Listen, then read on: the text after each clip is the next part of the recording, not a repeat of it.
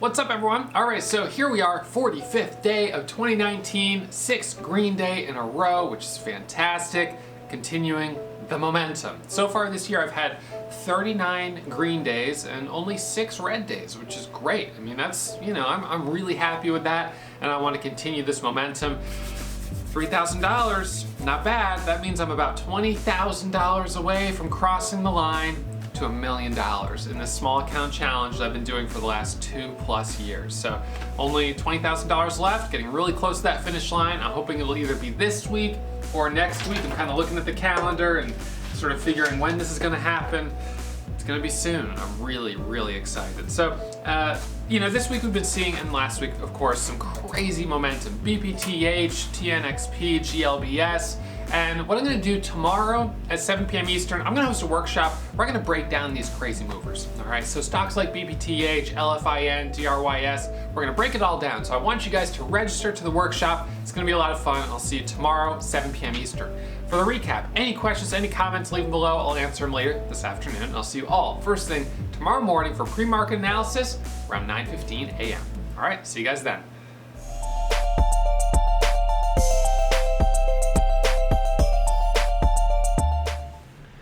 All right, everyone, so we're going to do our midday market recap, go over the trades from this morning. Today is the 45th day of 2019, and I'm going to finish up $3,023.64. Now, out of these last 45 days, I have been green 39 out of 45 days. I've only had 6 red days so far in 2019, which has been really nice. So today is my 6th consecutive green day, back on a little bit of a hot streak. Up about $21,000 in the last 6 days, which is great. I made $18,000 last week, up $3,000 so far this week. Today, I really didn't push it too hard. I was pretty much, focused on trade the best, leave the rest, and the only 3 stocks I traded were YTRA, TNXP, and MCRB. TNXP was straight off the watch list, YTRA was off the high day momentum scanner, and MCRB was off the high day momentum scanner. So pretty easy day, 1 hour of trading, $3,000. I definitely can't complain too much about that. So what we'll do here is just go over the watch list from this morning, kind of quick little refresh of what I was watching this morning, and then go through the trades that I took. Reminder, tomorrow, 7 p.m. Eastern, I'm going to host a free workshop. So those of you guys who haven't attended one of my workshops before, would love for you to register. I'll be talking about stocks like BPTH, which made this crazy move from, about $28 to $72 a share on Thursday of last week. So, big opportunity there. I finished that day up about $5,000. It wasn't for me. One that I was able to position as well on, but definitely the type of stuff that you want to be watching. So anyways, let's see. This morning, BPTH did actually end up making kind of a surprise move here. The problem for me with it was that basically it went on this first move from $23.46 straight up to $31 without pulling back. So that's very hard to trade because the only way to trade it is just to buy it as it's squeezing up. And of course, that's pretty risky. It's when you're buying something at 25 that 2 minutes ago was at 23, it can go right back down to 23. So on this one, I said, no, I'm not going to get in it as it's squeezing up. I'm going to wait for a pullback. That's the smart thing to do, especially because this stock is outside my go-to price range, being at $25, $30 a share. So followed my rules there. It does a 1 minute pullback right here. However, I didn't want to trade that because I looked at it and I was like, it's got this topping tail. That's an inverted hammer. It's a candle of indecision. This is a risky 5 minute setup here. And it did end up going higher by a little bit on this 1 minute pullback, but I followed my rules and I'm glad for that. And one of the things I said this morning was that I would rather feel bummed out that I missed a trade than feel bummed out that I gave back profit on a high risk trade and now I'm red on the day. At least I'm green. And at this point I was already up $1,000 on the day, But realistically, you know, it wouldn't have taken much to give all of that back on this stock just because of how volatile it was. So then I was like, okay, well, let's watch the 5-minute setup. And I'm watching the 5-minute setup for the first 5-minute candle to make a new high, but right here, it breaks below the volume weighted average price. So I was like, oh, no, I think it's kind of pulling back too much. I'm going to leave it alone. Well, it ends up going and making the first 5-minute candle to make a new high and squeezes up from, you know, what was this, like 29 or 28, 27, up back towards 31. So a 4-point breakout there. And then it pulls back here, and I was like, okay, I'll watch this here, and we'll see if this gives us that kind of cup and handle formation for a move back up to the highs. I really only wanted to be trading it for a move over the highs. And yeah, you guys should all be able to see the charts that I'm looking at here.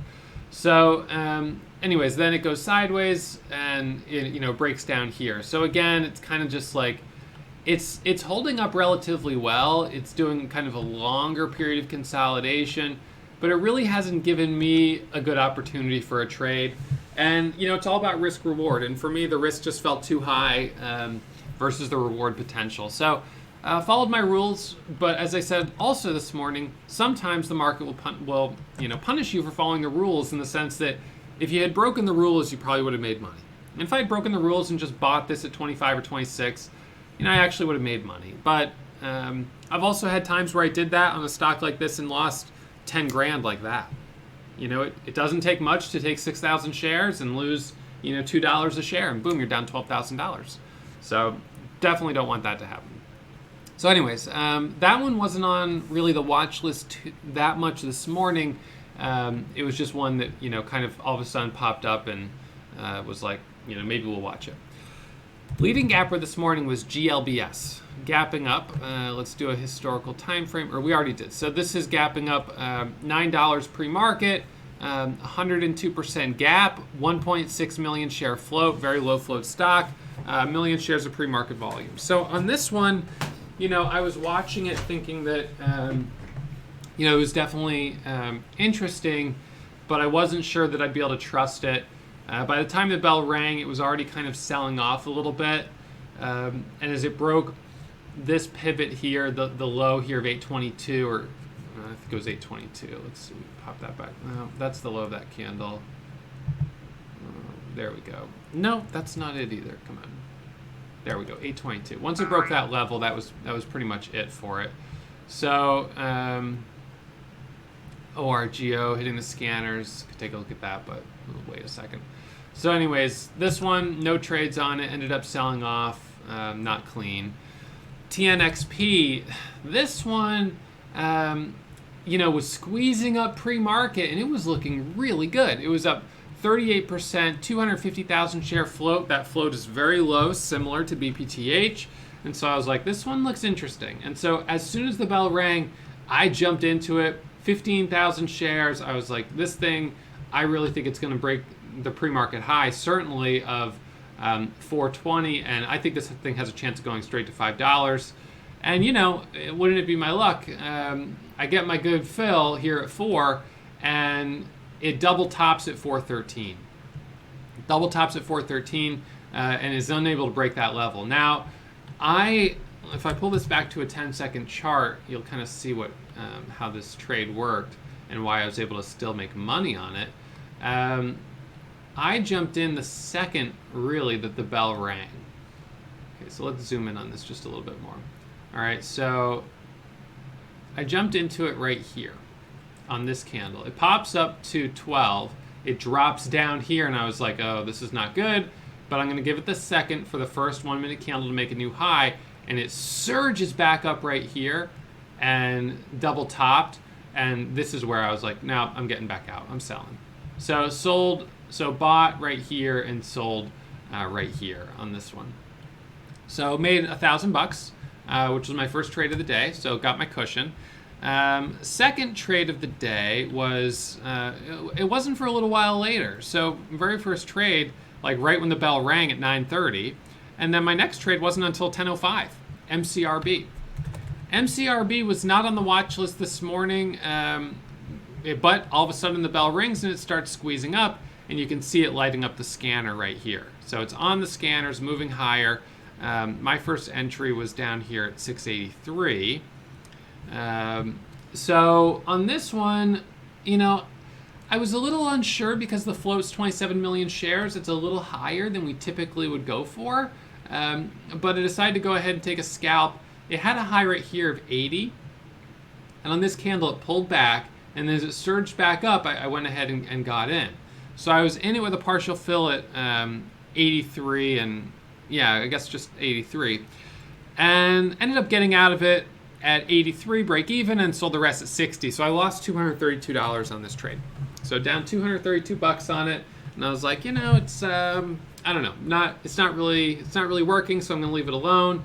And then on this one, kind of like BPTH, this is what the 5-minute candle looked like. This big red volume bar right here, red candle of indecision right here. So I was like, nah, I don't think this one's gonna work. Doesn't look good. And then it ends up going anyways. And look, it goes all the way up to $8. So I got back in it as it surged up here, but I had to wait to buy a pullback. And this was the little pullback. Actually, the little pullback that I got was right here. This was the pullback that I bought right there, and I sold into this move up there. So these are 1-minute pullbacks on the 1-minute chart, and those both gave opportunities. So I ended up being able to recover the $230 loss and finish up just under $700 on that stock, which is not bad. So, and of course it did end up continuing a little bit higher up to 839, and even right now it's still at 750. So this one's holding up pretty well. All right, and then the last one was YTRA, which was kind of interesting. This one got halted right here at $4.37. They got an offer from this company, a buyout offer at $7 per share. All right, so $7 per share is a great buyout offer. It resumes trading, and I'm like, this thing's probably going to go up towards $7. They just got this offer. So I jumped in it, as you can see here, and it moved up to a high of 556. Now, right here at 525, there was a 100,000 share seller, someone trying to sell a lot of shares. And I don't know, I mean, they must have had that order there for a while. You would think with this headline that they wouldn't have wanted to put a sell order there, but it was kind of like right around the 200 moving average. So maybe it was someone that's been holding it for a while that just had a live sell order for 100,000 shares. I don't really know, but I made on that one $1,300.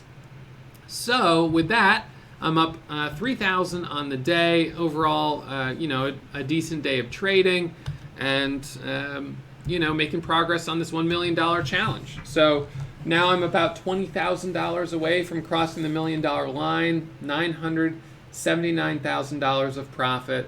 It's been pretty incredible challenge here over the last 2+ years. And we're getting really close to the finish line. So looking forward to finishing up the challenge, but probably have to have maybe another week and a half of solid trading to get me there. I mean, I might get there this week. We'll see how things look. All right, so anyways, that's it for me. Again, reminder for you guys, tomorrow, 7 p.m. Eastern, we'd love for you guys to register for our workshop. It's gonna be a lot of fun. You guys will get a copy of my best-selling book, and I'll give you a walkthrough of how to trade stocks like this in real time. Live trades from today are going to be uploaded for Warrior Pro students to the live trading archives. So you guys are welcome to rewatch the trade from today. And I have BPTH squeezing from $47 to $72 a share, also going up into the live trading archives. All right, everyone. I'll see you guys first thing tomorrow morning.